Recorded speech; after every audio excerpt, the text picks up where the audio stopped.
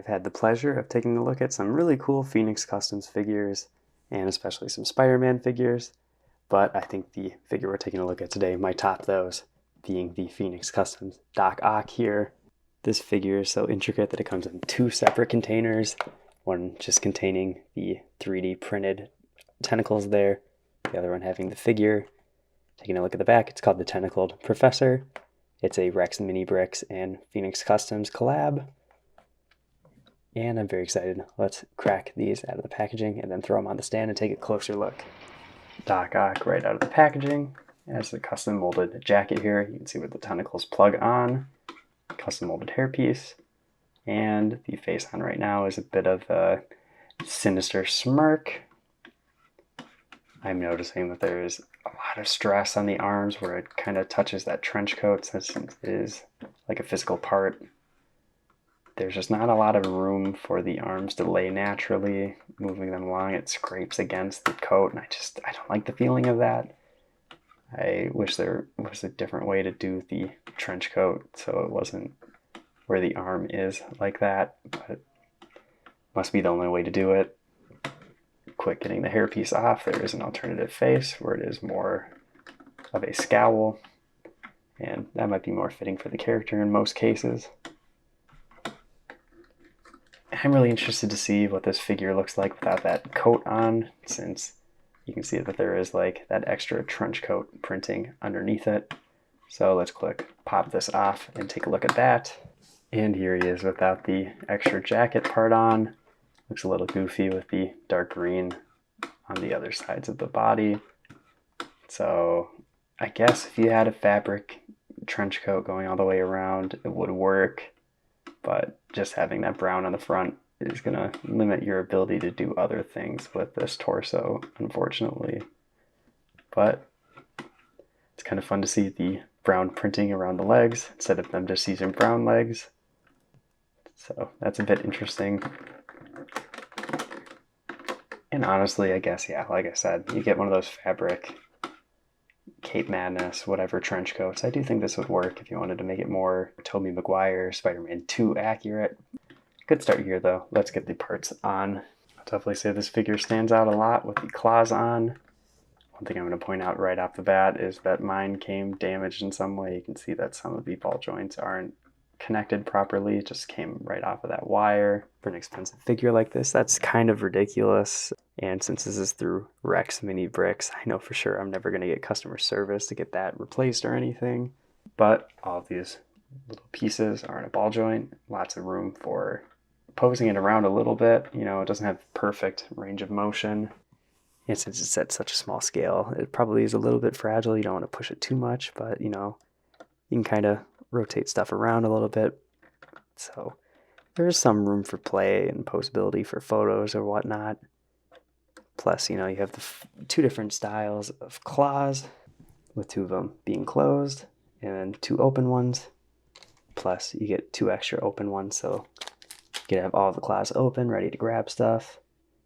This is a stud on the inside there, so you can take a minifigure, put its head in there, it'll hold it. So you can put Spider-Man there in some way. And what a cool design and concept with these claws. They work very well, way better than what LEGO has done themselves. The silver looks nice and very metallic.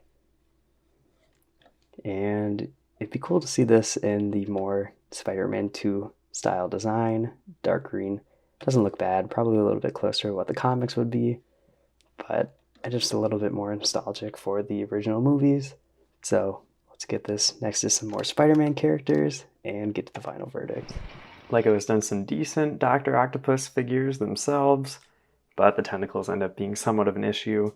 They've always used these ratchet joints for as long as the character has been made, but with the Daily Bugle, they kind of developed this action bar piece design here. If you want to fiddle around with it, you have a lot of options for dynamic tentacle displays there. It does get a bit heavy probably, and if you change up the design at all, it's not super strong, but I've had a lot of fun posing this version of the figure on the Daily Bugle. I do think that's a great solution. And putting the new custom version of the character here next to those ones, you can just see the improved tentacle design. The extra detail goes a long way to make it less Lego-like in some ways, so that might work against your aesthetics, but having something thinner, and it's probably about the same level of posability. I would have liked more range of motion here, but I think it's pretty hard to argue that this isn't the most accurate version of this character and the best that anyone really could have done with the 3D print arms here. I don't think LEGO would ever get to something this accurate and this cool. And honestly, just getting this figure from one of my favorite childhood movies is just great. Not also does it look great next to other LEGO Doctor Octopuses, it also looks great next to any of your movie Spider-Man figures. I threw together the villains from No Way Home here, as well as my original Tobey Maguire figure, and I think it fits in pretty well. Really the only thing that's super detailed is the claws. Otherwise, I would say this is a pretty typical LEGO torso. You know, the trench coat is a bit different as well. I probably would have preferred something a little less traffic cone-y. You can't really move the legs and it restricts the arm movement. I'm worried about the long-term effects of having the arms kind of squeezed by that. And also just a quick shout out to this custom Goblin glider that I designed myself. You get the video up here, as well as the instructions in the link below. And, you know, this is a figure with positives and negatives. It's a great detailed version of this character, but doesn't stand well, it came damaged, and it's expensive. But it's pad printed, looks great, hairpiece is really nice, and you know what, the likeness is pretty great. If you're a Sam Raimi Spider-Man fan, I feel like this is a kind of a must get. Or if you just like Spider-Man overall, I think these tentacles here are really great and probably the best ones that anybody has put out for a Doctor Octopus minifigure. Bit of a late addition to the shoot for me. I was finally able to pick up the final No Way Home Spider-Man set, so I now have all of the official Spider-Man figures here. It's always fun to see the little updates between original releases to the most modern version, like Tobey Maguire there. Unfortunately, I don't have the original Doctor Octopus, but it's an interesting comparison here to have the custom version with the official LEGO version. And I know it's been talked to death on the internet that this isn't a perfect version of Doc Ock, but honestly, it is a very good minifigure on its own. But it is too bad, you know, after all this time to have slight inaccuracies, but I do like the printing that's on there. Of course, I have this version now, so who even cares? This is going to be my main Doc Ock in my collection.